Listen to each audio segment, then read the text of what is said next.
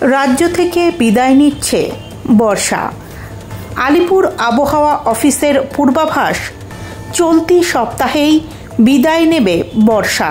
সব ঠিকঠাক থাকলে 14 অথবা 15ই অক্টোবর আনুষ্ঠানিকভাবে বাংলা থেকে বর্ষা সরছে।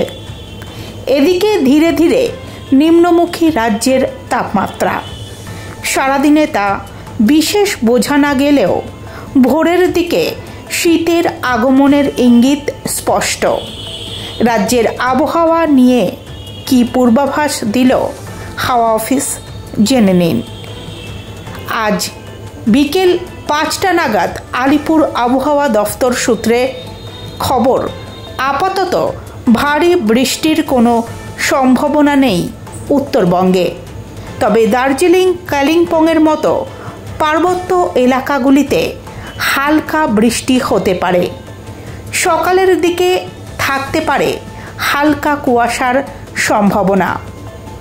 তবে মালদা, দিনাজপুরে শুষ্ক আবহাওয়াই থাকবে। অন্যদিকে দক্ষিণবঙ্গে চলতি সপ্তাহে বেশ আরামদায়ক আবহাওয়া থাকবে বলেই পূর্বাভাস হাওয়া অফিসের।